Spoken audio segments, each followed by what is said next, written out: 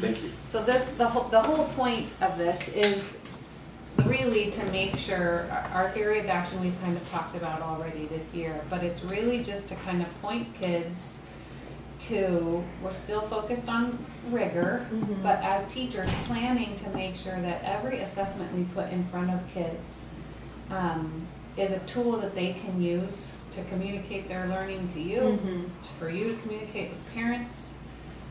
But it's going to, they're going to sit in front of your assessment feeling like, oh, I'm ready for this, because of everything you've done with formatives, learning activities along the way. It's not going to be anything that tricks them. There's not going to be anything that, what, we never talked about this.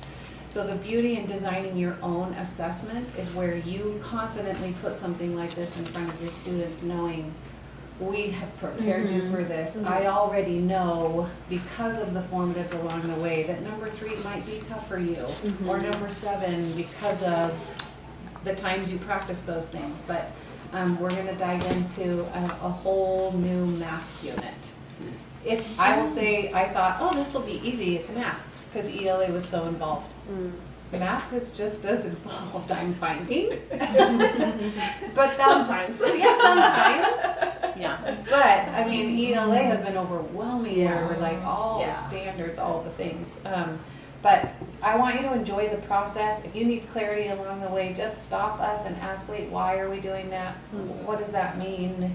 But ultimately, the goal is for you to walk out of here today either feeling super confident about this one, but maybe some further insight, or some additions to it. Maybe we pull some things, and you just even understand the whole process of designing your own assessment.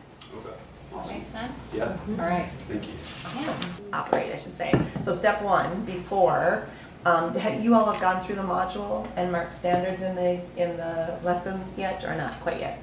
For this math topic, yes. Yes. Okay, so then we would just pull in that, because that's the first step, is to say, okay, in this unit, what are the standards that we care deeply about and that we want students to master?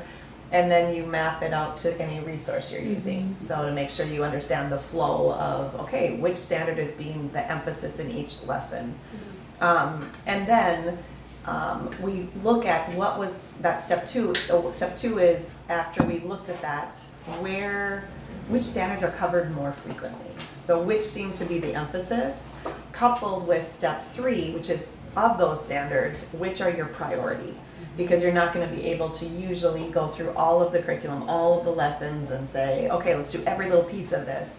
So if you identify something as priority, then when you have to make a choice of what to do and what not to do, you know, oh, if this lesson and this moment is about this highlighted priority, we're going to spend more time.